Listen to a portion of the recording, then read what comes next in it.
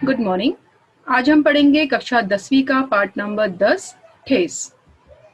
ये देखिए पैराग्राफ आपके सामने आ चुका है। इस बार मेरी सबसे छोटी बहन पहली बार ससुराल जा रही थी। मानू के दूल्हे ने पहले ही बड़ी भाभी को लिखकर चेतावनी दे दी थी, मानू के साथ मिठाई की पतीली ना आए, कोई बात नहीं। 3 जोड़ी फैशनेबल चिक और पटे की 2 शीतल पार्टियों के बिना आएगी मानू तो। भाभी ने हंसकर कहा, बैरंग वापस। बैरंग का मतलब होता है बिना टिकट का पत्र। ये देखिए, इसे झबिया बोला जाता है गांव में।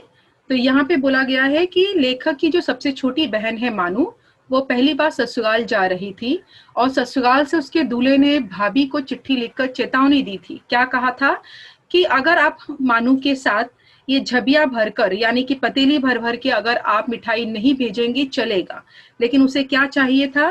तो उसे चाहिए था 3 जोड़ी फैशनेबल चिक। चिक का अर्थ होता है पर्दा, ये हम पहले पढ़ चुके हैं।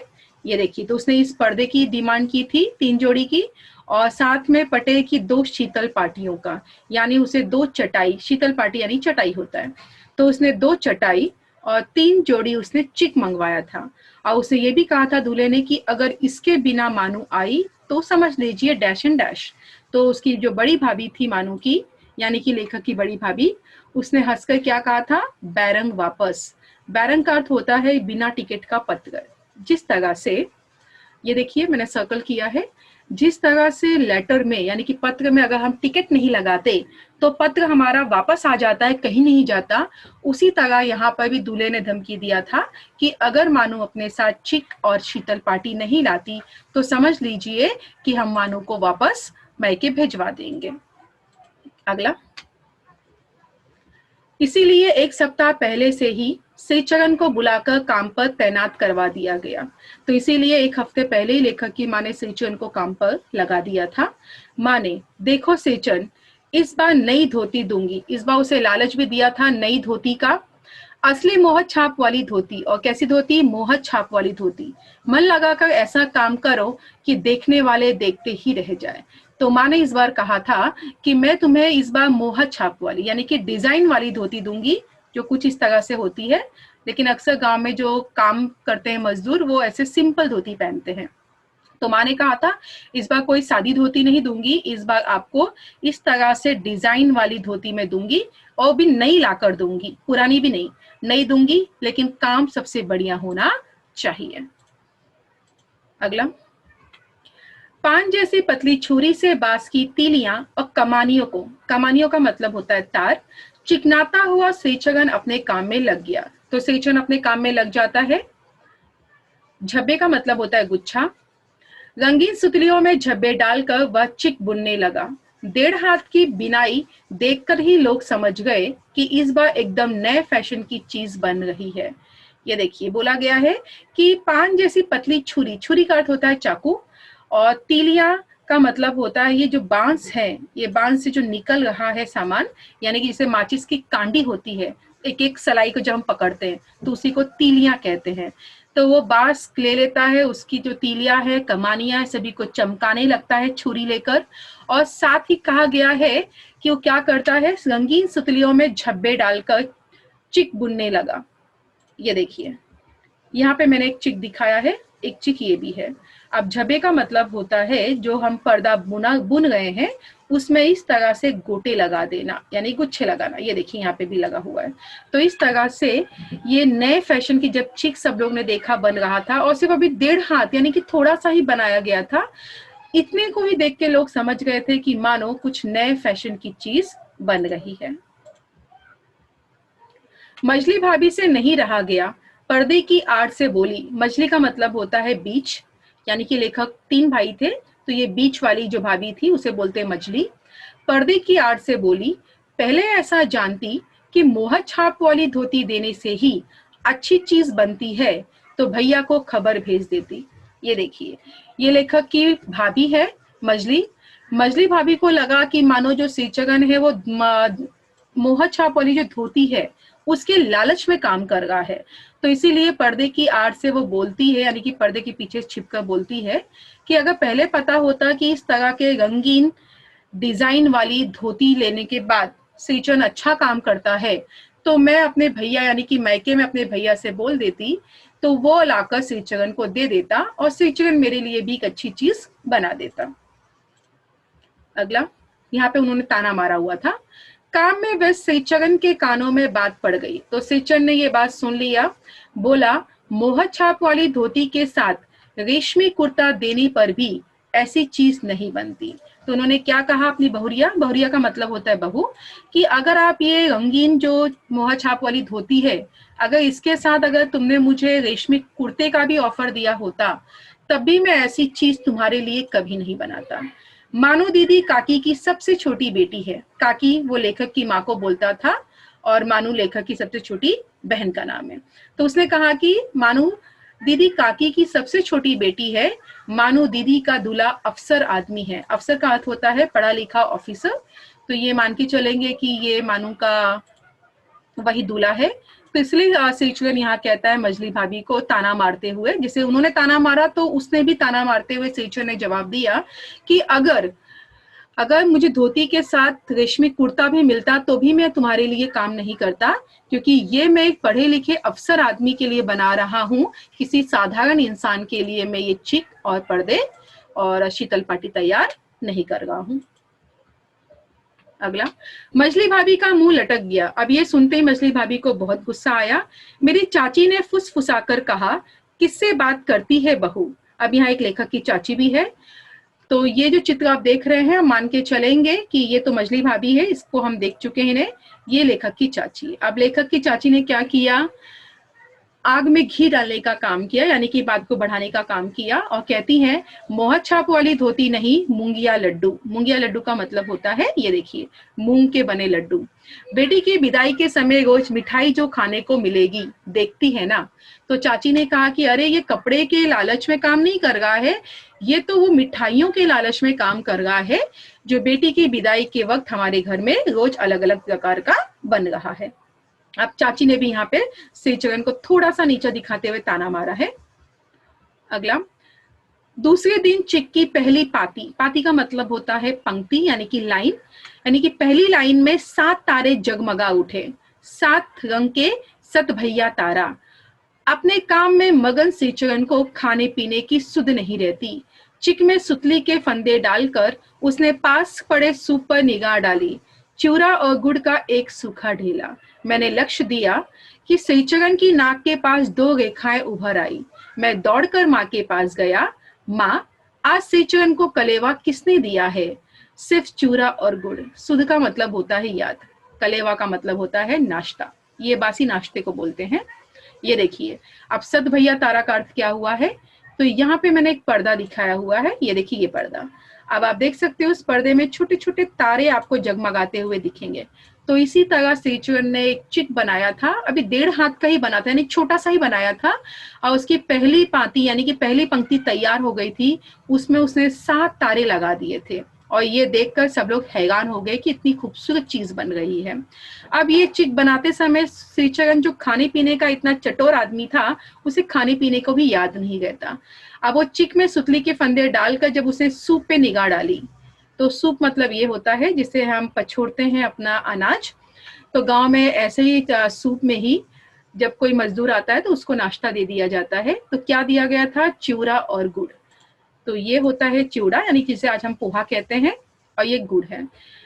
मैंने लक्ष्य किया कि श्रीचरण, अब क्या हुआ, लेखक ने देखा कि श्रीचरण ने जब देखा सूप में सिर्फ नाश्ते के रूप में ये चिवड़ा और गुड़ का भी एक ढेला यानी कि एक पीस पड़ा हुआ है, ये देखकर उसे चिढ़ आती है और उसके नाक के पास 2 रेखाएं आ जाती है। रेखाएं का मतलब हुआ जब हम चिढ़ते हैं तो देखिए किसी का माथे पर 2 रेखाएं आ जाती हैं, किसी के नाक के पास 2 रेखाएं आ जाती हैं, या किसी का ये जो भौरे यानी कि आईब्रो है वो ऊपर हो जाता है। तो लेखक ने देखा कि श्रीचरण चिढ़ चुका है खाना देखकर, तो वो दौड़कर अपनी माँ के पास जाता है और माँ से कहता है कि माँ, आज श्रीचरण को नाश्ता किसने दिया, और नाश्ता दिया भी तो सिर्फ सूखा चूड़ा और गुड़, जिसे देखकर वो खुश भी नहीं हुआ। आइए आगे देखते हैं। पकवान एक नया शब्द है। पकवान का मतलब लिखिए घी में बना खाना। अछूता, अछूता का अर्थ होता है जिसे स्पर्श ना किया हो। ये देखिए पहला चित्र। माँ रसोई घर के अंदर पकवान आदि बनाने में व्यस्त थी, यानी लेखक की जो माँ थी वो तो किचन में थी, और किचन में मान के चलेंगे ये माँ है, तो माँ क्या कर रही थी, घी से बना हुआ खाना बना रही थी और मिठाइयाँ बना रही थी। बोली, अरे मछली, सेचगन को बूंदिया क्यों नहीं देती? तो मान के चलेंगे कि ये वही मछली बहू है। तो उसने मछली बहू को कहा कि भाई जो मिठाइयों में बूंदिया बना है वो सेचगन को क्यों तुमने नहीं दिया? बूंदिया मैं नहीं खाता काकी। जब सेचन ने सुना कि खाने में बूंदिया दिया जा रहा है, बूंदिया यानी कि ये होता है जो बेसन का बनते हैं और इसी का हम ऐसे लड्डू बनाया जाता है, तो बूंदिया का नाम सुनते सेचन कहता है कि मैं उसे नहीं खाता। सेचन के मुंह में चिवड़ा भरा हुआ था, गुड़ का ढेला सूप में एक किनारे पर पड़ा रहा अछूता। तो उसने क्या किया, सिर्फ चूड़ा खाने लगा, और ये गांव का गुड़ है जो आप देख रहे हो, इसका केवल मान लो ये एक पीस उसने दिया था मछली भाभी ने, तो वो एक पीस उसने वैसे ही सूप में छोड़ दिया, सिर्फ चूड़ा खाने लगा और कहने लगा कि भाई मुझे आपकी बूंदिया उंदिया नहीं चाहिए, अपने पास रखी रही है। यानी यहाँ बताया गया है कि सेचन चिढ़ गया है नाश्ता देखकर। अगला, माँ की बोली सुनते ही मछली भाभी की भौहें तन गई। भौहें का मतलब होता है आईब्रो। मुट्ठी भर बूंदिया सूप में फेंक कर चली गई, यानी कि माँ की बात सुनते ही भाभी को गुस्सा आया, और उसने क्या किया, मछली भाभी ने जो सूप था, इसे हम सूप कहते हैं जिसे हम अनाज साफ करते हैं, इस सूप में एक मुट्ठी क्या करती है, वो बूंदिया लाकर फेंक कर चली जाती है। अक्सर हम क्या करते हैं, जब भी किसी को खाना देते हैं तो आराम से नीचे बैठ के परोसते हैं, लेकिन उसने क्या किया, ऊपर से फेंक कर चली गई, तो कुछ सूप में गिरा होगा, कुछ बाहर भी गिर सकता है।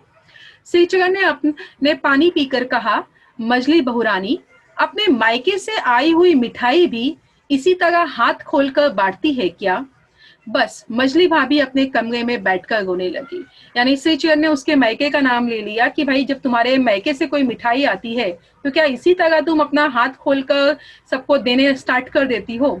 यानी उसे ताना मारा कि तुम्हें तो खाना परोसना नहीं आता। ये सुनकर मछली भाभी कमरे में चली जाती है और रोना धोना शुरू करती है। अब चाची आती है, और चाची ने क्या किया, चाची ने माँ के पास जाकर कहा, मुंह लगाने से सिर पर ही चढ़ेगा, किसी के नैहर ससुराल की बात क्यों करेगा वह? नैहर का मतलब होता है माँ का घर, और ससुराल मतलब सास का घर। तो इस तरह से चाची जाकर लेखक की माँ को ताना मारती है कि एक नौकर बहू के नैहर और ससुराल की बातें कैसे कर सकता है। ये देखिए, अब देखिए उनकी मम्मी ने क्या कहा। मछली भाभी माँ की दुलारी बहू है। माँ तमक का मतलब गुस्सा होकर बाहर आई, सेचगन कुछ काम करने आए हो, अपना काम कीजिए, बहुओं से बदकुट्टी करने की क्या जरूरत है? बदकुट्टी का अर्थ होता है जबान लड़ाना। तो माँ ने सेचगन से साफ साफ कहा कि देखो सेचगन, काम करने आए हो, अपना काम करो, मेरी बहुओं से जबान लड़ाने की जरूरत नहीं है, जिस चीज की जरूरत हो मुझसे मांग लो। सेचगन का मुंह लाल हो गया। अब ये सुनते ही सेचगन का मुंह लाल हो जाता है, उसने कोई जवाब नहीं दिया, बांस में टंगे हुए अधूरे चिक में फंदे डालने लगा। तो ये देखिए जैसे ये आदमी कर रहा है, तो उसी तरह चुपचाप सेचगन अपना जो चिक बना रहा था उसमें फंदे डालने लगता है, और लेखक की माँ को कोई जवाब नहीं देता। यहाँ पे उसे ठेस लगा कि लेखक की माँ ने क्यों सबके सामने उसकी बेइज्जती कर दी। अब आगे, मानू पान सजाकर बाहर बैठक खाने में भेज रही थी, चुपके से पान का एक बीड़ा सेचगन को देती हुई इधर उधर देखकर बोली, सेचगन दादा, काम काज का घर, 5 तरह के लोग 5 किस्म की बातें करेंगे, तुम किसी की बात पर कान मत दो। ये देखिए, बीड़ा का मतलब होता है पीस, यानी कि एक पूरा जो पान बना होता है उसे बोलते हैं। तो मानू क्या कर गई थी, पान सजा कर प्लेट में बैठक खाने में भेज गई थी, यानी कि जहां आदमी लोग बैठते हैं, हॉल टाइप का होता है, वहां पे वो भेज गई थी आदमियों को। तो एक ये पान का एक पीस वो उठा लेती है, इधर उधर देखती है, जब कोई नहीं देख रहा होता है तो वो सेचगन को यानी कि इसे दे देती है, और सेचगन से कहती है कि भाई आप दादा बुरा मत मानिए, शादी ब्याह का घर है, कामकाज का घर है, काफी लोग आ जा रहे हैं, तो लोग कुछ ना कुछ बातें तो करते रहेंगे, आप किसी की बातों को दिल पर मत लीजिए। यानी बच्ची समझ गई थी कि कहीं ना कहीं सेचगन को बुरा लगा है, अब वो उसे समझाने की कोशिश करती है। सेचगन ने मुस्कुराकर पान का बीड़ा मुंह में ले लिया। चाची अपने कमरे से निकल गई थी। अब जैसे ही वो बीड़ा मुंह में ले ही रहा है, चाची सामने से आ जाती है। सेचगन को पान खाते देखकर अवाक हो गई। अवाक मतलब हैरान। श्रीचरण ने चाची को अपनी ओर अचरज से घूरते देखकर कहा, छोटी चाची, जरा अपनी डिबिया का गम कौवा जर्दा खिलाना, बहुत दिन हो गए। गम कौवा जर्दा, जर्दा का मतलब होता है तंबाकू और गम कौवा का मतलब होता है खुशबूदार। जानबूझकर जो हमारा श्रीचरण था वो पान खा रहा था, जब उसे देखा चाची आ गई तो जानबूझकर चाची से कहता है कि भाई पान में मजा नहीं आ रहा है, जो तुम्हारे पास वो डिबिया है यानी कि छोटी सी जो डिब्बी आप रखते हो, वो डिब्बी में जो खुशबूदार तंबाकू है, जरा तंबाकू तो दीजिए, पान में डाल दूं तो और मजा आ जाए। तो यहाँ पे जानबूझ के श्रीचरण ने चाची को डिबिया मांगने के बदले जलाया था। तो ये देखिए ये पान है और ये पान में जो डिब्बी का तंबाकू डाल गए हैं, यही तंबाकू श्रीचरण खाने के लिए मांग रहा था। चाची कई कारणों से जली भुनी रहती थी। श्रीचरण से गुस्सा उतारने को ऐसा मौका फिर नहीं मिल सकता। झनकती हुई बोली, तुम्हारी बड़ी हुई जीभ में आग लगे, घर में भी पान और गम कौवा जर्दा खाते हो, चटोर कहीं के। मेरा कलेजा धड़क उठा, हो गया सत्यानाश। ये देखिए चाची क्या थी, बहुत सारे कारणों से पहले से ही उस पर जली भुनी थी, यानी गुस्से में थी, और वो श्रीचरण से कहती है, तो मान के चलेंगे कि ये हमारा वो श्रीचरण है और ये चाची है। तो चाची श्रीचरण से कहती है कि तुम्हारी जो बड़ी हुई जीभ है उसमें आग लगे, घर में भी तुम्हें पान चाहिए और पान में इतना अच्छा तंबाकू और बाकी सामान चाहिए खाने के लिए, तो तुम्हारे जीभ में आग लगे।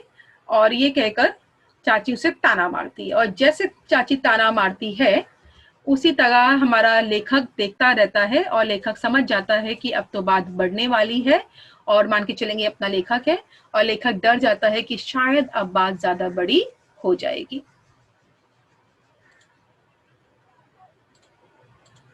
अगला, बस श्रीचरण की उंगलियों में सुतली के फंदे पड़ गए, मानो कुछ देर तक वह चुपचाप बैठा पान को मुंह में घुलाता रहा। फिर अचानक उठकर पिछवाड़े पीक थूक आया। पीक का मतलब होता है जो पान का अंदर रस रहता है उसे थूकना। अपनी छुरी हसिया, हसिया का मतलब होता है जिसे हम खेतों को खोदते हैं, ये देखिए ये है हसिया। हसिया वगैरह समेट कर संभाल कर अपने झोले में रख लेता है। टंगी हुई अधूरी चिक पर एक निगाह डाली और हनहनाता हुआ आंगन के बाहर निकल गया। हनहनाता का मतलब होता है गुस्से में। तो यहाँ बताया गया कि कुछ देर तक तो वो क्या करता है, सुतली में जो फंदे थे डालता है, कुछ समय के बाद वो पान मुंह में घुलाता है, उसके बाद जाकर इस तरह से पान को थूक देता है।